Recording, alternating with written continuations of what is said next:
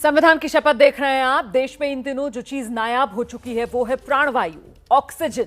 देश भर से आ रही तस्वीरों को देखकर इस बात का अंदाजा लगाना मुश्किल नहीं है कि कोरोना मरीजों के लिए एक एक सांस का संघर्ष कितना दर्दनाक हो गया है। देश में ऑक्सीजन की किल्लत को लेकर अब देश की सुप्रीम कोर्ट में सुनवाई। देखिए सांस के संघर्ष पर हमारी ये खास रिपोर्ट।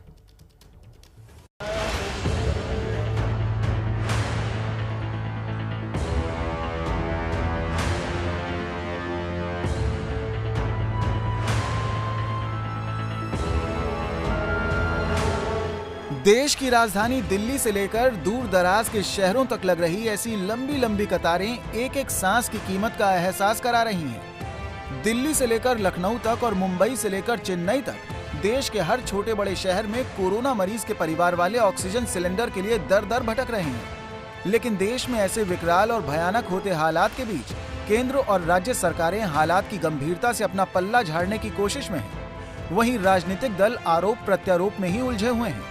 ऐसे में कोरोना की चक्की में पिस रही जनता की मदद के लिए देश की अदालतों को एक्शन में आना पड़ रहा है।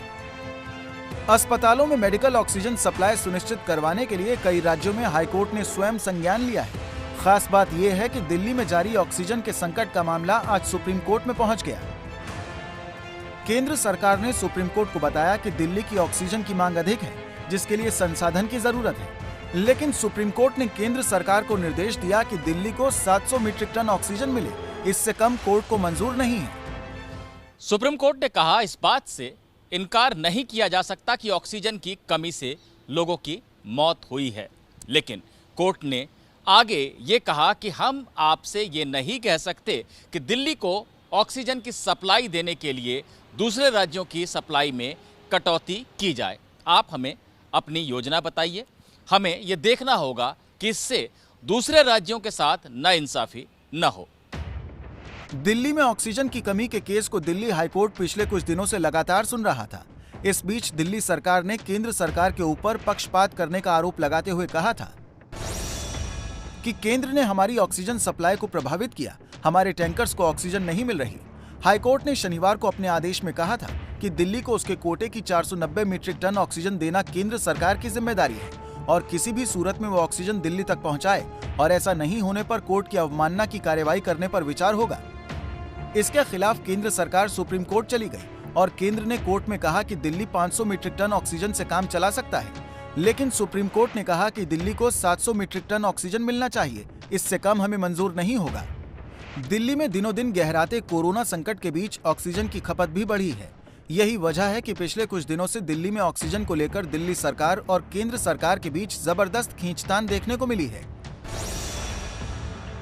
दिल्ली में आज बुधवार के दिन 89,000 कोरोना के एक्टिव केस हैं। 3 मई को दिल्ली के 41 अस्पतालों में करीब 7,000 मरीज ऑक्सीजन सपोर्ट पर थे। यही वजह है कि दिल्ली सरकार करीब 976 मीट्रिक टन ऑक्सीजन की मांग कर रही है। लेकिन दिल्ली की ये मांग कितनी जायज है, इसका अंदाजा इससे लगाया जा सकता है कि मुंबई में जब कोरोना पीक पर था और यहाँ एक दिन में 84,000 एक्टिव केस थे, उस समय 245 मीट्रिक टन ऑक्सीजन इस्तेमाल हुई थी। लेकिन करीब 5,000 ज्यादा यानी 89,000 कोरोना एक्टिव केस होने पर दिल्ली करीब 3 गुना ज्यादा यानी 900 मीट्रिक टन ऑक्सीजन की डिमांड कर रही है। जो माइल्ड केसेस होते हैं, जिसमें हल्का कोरोना पॉजिटिव पेशेंट्स होते हैं, उसमें हमें 2 से 4 लीटर ऑक्सीजन की रिक्वायरमेंट होती है पर मिनट के हिसाब से। और अगर मॉडरेट वैरायटी का पेशेंट हो जिसमें सैचुरेशन थोड़ा लोअर साइड पे होता है, उसमें अंदाजन 10 लीटर पर मिनट की ऑक्सीजन की रिक्वायरमेंट रहती है। दिल्ली ही नहीं, महाराष्ट्र से लेकर राजस्थान और यूपी तक देश के कई राज्यों में ऑक्सीजन को लेकर मारामारी मची है। इसलिए यहाँ ये सवाल भी अहम है कि आखिर एक कोरोना मरीज को कितनी ऑक्सीजन की जरूरत होती है। कि जहां ऑक्सीजन सैचुरेशन 94 नहीं पर अगर 90-92 के करीब पहुंचनी चाहिए तो इमीडिएटली डॉक्टर को बताना चाहिए और ज़्यादातर लोगों को एडमिशन के सवाल की बात आ जाती है। डॉक्टर सलाह देगा किस लेवल पे आपने क्या करना है और किस लेवल पे आपने ऑक्सीजन बढ़ानी है और किस लेवल पे आपको हॉस्पिटल एडमिट होना है। कि अगर ये सैचुरेशन हम कहते हैं और ये रेस्टिंग सैचुरेशन नहीं कहते हैं, हम चाहते हैं कि हर आप 6 मिनट, यंग लोग तो 6 मिनट वॉक करके अपनी सैचुरेशन मेजर करें और बिफोर और आफ्टर। और अगर देखा जाता है 3 से 4% गिरावट आ रही है तो एक वार्निंग सिग्नल है। जानकारों के मुताबिक एक कोरोना मरीज को हर घंटे 3,600 लीटर और हर दिन 86,000 लीटर यानी 84.64 टन ऑक्सीजन की जरूरत होती है। क्लिनिक मैनेजमेंट प्रोटोकॉल के मुताबिक ऑक्सीजन थेरेपी में 1 मिनट में 5 लीटर यानी 1 घंटे में 300 लीटर ऑक्सीजन देनी होती है। खास बात यह है कि कोरोना की पहली लहर के मुकाबले दूसरी लहर में लोगों के अस्पताल में एडमिट होने से ऑक्सीजन की खपत में 54.5% का इजाफा हुआ है। जाहिर है मरीजों की संख्या बढ़ने से अस्पतालों में ऑक्सीजन की किल्लत हो गई है और इसके चलते देश के कई अस्पतालों में मरीजों की मौत की खबरें आ रही हैं। दिल्ली से सटे गुरुग्राम में भी कल देर रात 6 मरीजों की दर्दनाक मौत हो गई। सब भाग लिए, ना मेडिकोज में कोई है, यहाँ कोई नहीं है, इधर कोई नहीं है, ना डॉक्टर है, ना कोई है और ना रिसेप्शन में कोई है और ना कोई गार्ड है यहाँ पर। दरअसल साइबर सिटी गुरुग्राम के कीर्ति अस्पताल में रात में जब ऑक्सीजन खत्म हो गई तो अस्पताल में मौजूद डॉक्टर मरीजों को बेहाल छोड़कर वहां से भाग खड़े हुए। जैसे ही परिजनों को मरीजों की मौत की खबर मिली उन्होंने अस्पताल में हंगामा कर दिया।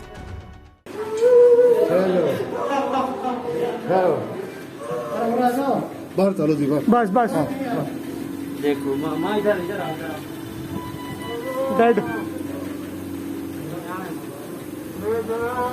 डेड सब ऐसे ही पड़े रहे। कोरोना के इस काल में ऑक्सीजन की किल्लत से हाहाकार मचा है और ऐसे हालात से निपटने के लिए जहां विदेश से ऑक्सीजन बुलाई जा रही है वहीं अलग अलग तरीकों से देश में ही ऑक्सीजन का प्रोडक्शन बढ़ाने की कोशिशें भी लगातार जारी हैं। डीआरडीओ भी स्वदेशी फाइटर जेट LCA तेजस की ऑक्सीजन तकनीक का इस्तेमाल 500 ऑक्सीजन प्लांट लगाने में करने जा रही है। ये सभी ऑक्सीजन प्लांट प्राइवेट और सरकारी कंपनियों के जरिए देश के अलग अलग हिस्सों में लगाए जाएंगे। दिल्ली NCR में ऐसे 5 प्लांट लगाने का काम 10 मई तक पूरा हो जाएगा। रक्षा मंत्रालय के मुताबिक इन प्लांट्स में 1 मिनट में करीब 1000 लीटर ऑक्सीजन का उत्पादन किया जा सकता है। ऐसे में इस सिस्टम से एक साथ 190 मरीजों को 5 लीटर ऑक्सीजन सप्लाई की जा सकती है और एक दिन में 195 सिलेंडर को रिफिल किया जा सकता है।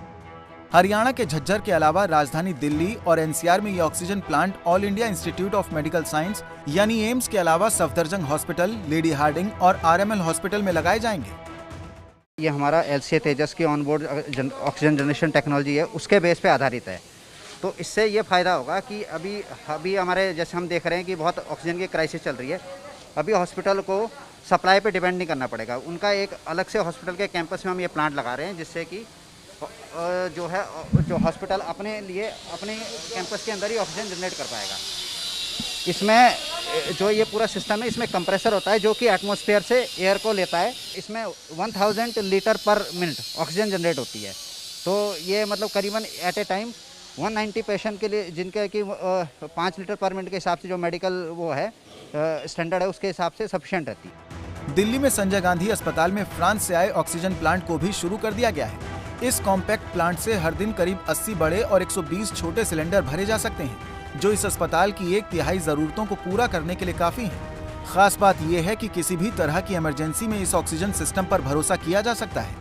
इस वक्त हम राजधानी दिल्ली के संजय गांधी अस्पताल में मौजूद हैं और जो फ्रांस से ऑक्सीजन का प्लांट आया था वो पहला जो प्लांट है वो संजय गांधी अस्पताल में लगाया गया है। तस्वीरों में आप देख सकते हैं कि इस प्लांट का अभी उद्घाटन किया गया है और ये प्लांट अब शुरू हो चुका है। ये ऑक्सीजन प्लांट एक कॉम्पैक्ट प्लांट है जिसके अंदर हम वायुमंडल से हवा लेकर ऑक्सीजन को प्रोड्यूस करते हैं।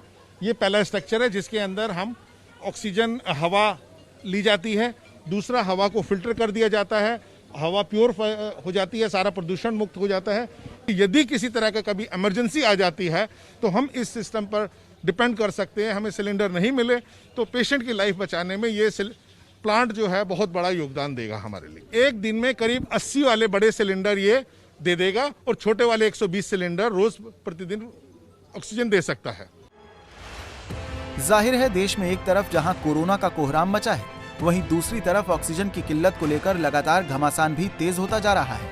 लेकिन इन सब के पीछे सवाल यही है कि कोरोना महामारी के 1 साल बाद भी देश में ऑक्सीजन की किल्लत का जिम्मेदार कौन है। किसी भी लोकतंत्र में चुनाव जरूरी होते हैं, ये बात तो सरकार से लेकर प्रशासन और हम जैसे आम लोग, आम जनता सब जानते हैं। लेकिन इस बात को भी क्या कोई मानने के लिए तैयार है कि कोरोना जैसी महामारी में जवाबदेही वो जरूरी है? कोरोना से मचे हाहाकार के बीच बेशुमार मौतों के लिए आखिर कौन जिम्मेदार है? देखिए खास रिपोर्ट। चिलचिलाती धूप में खड़े ये वो मजबूर लोग हैं जो गंभीर कोरोना मरीजों के लिए ऑक्सीजन सिलेंडर के लिए कतार में हैं। ऑक्सीजन प्लांट के बाहर ऐसी कतारें यूपी से लेकर राजधानी दिल्ली तक में लग रही हैं। कोरोना के इस काल में जहां एक तरफ जनता स्वास्थ्य और सांस लेने के मौलिक अधिकार से ही वंचित नजर आ रही है, वहीं स्वास्थ्य के अधिकार पर लोकतंत्र का अधिकार भारी पड़ता भी नजर आया है।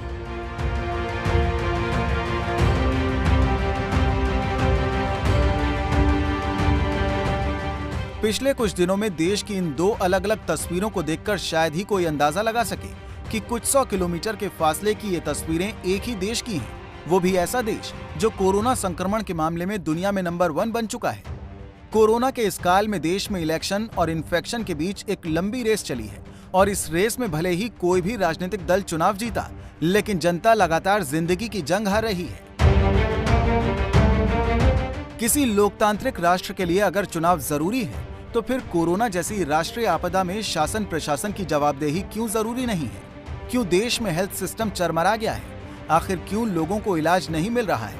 ये वो सवाल हैं जो आज देश का आम आदमी ही नहीं बल्कि देश की अदालतें भी पूछ रही हैं। दिल्ली हाईकोर्ट ने ऑक्सीजन सप्लाई को लेकर जहां राज्य और केंद्र सरकार को फटकार लगाई है, वहीं सुप्रीम कोर्ट भी सरकार के रवैये से बेहद नाराज है।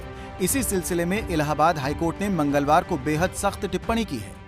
हाईकोर्ट ने कहा कि अस्पतालों में ऑक्सीजन सप्लाई नहीं होने से कोरोना मरीजों की जान जाना अपराध है, ये किसी नरसंहार से कम नहीं है।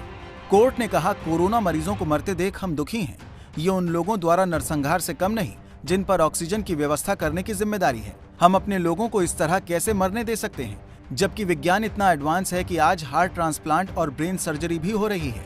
अदालत ने कहा, जिन लोगों के जिम्मे ऑक्सीजन की खरीद और सप्लाई का जिम्मा था, वो इसे ठीक ढंग से न करके आपराधिक कृत्य कर रहे हैं।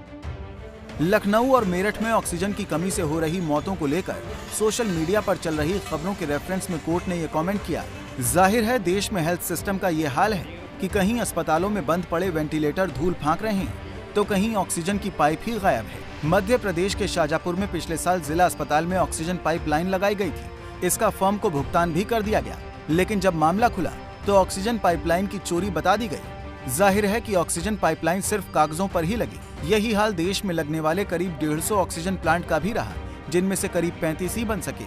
ये कुछ उदाहरण भर हैं। जाहिर है जब तक जिम्मेदारी तय नहीं होगी, जनता को बेहतर सुविधा एक सपना ही रहेगी। समाज और प्रशासन के इस गैर जिम्मेदारी के नासूर को कोरोना के इस काल ने एक बार फिर सबके सामने ला दिया है।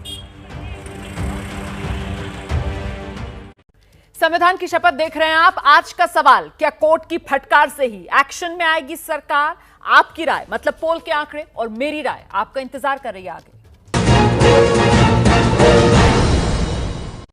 संविधान की शपथ देखा आपने। हमने आज ट्विटर पर सवाल पूछा, क्या कोर्ट की फटकार से ही एक्शन में आएगी सरकार? इस सवाल पर आपकी राय सामने आ गई है। पोल के नतीजे, आंकड़े आप देख सकते हैं टेलीविजन स्क्रीन के निचले हिस्से पर। 61% लोगों का मानना है हां, कोर्ट की फटकार से ही सरकार एक्शन में आएगी। 39% लोग इस बात से भी मायूस हैं। और अब वक्त मेरी राय का। आज के शो के बाद मेरी राय बहुत साफ है। किसी भी आपदा के समय सरकार की पहली ड्यूटी है अपने नागरिकों को मुसीबत से बचाना, लेकिन इस फर्ज की याद अगर कोर्ट को दिलानी पड़े तो यह स्थिति बेहद निराशाजनक, बेहद दुखद है। संविधान की शपथ में आज इतना ही। कल रात 10 बजे आपसे फिर मुलाकात होगी।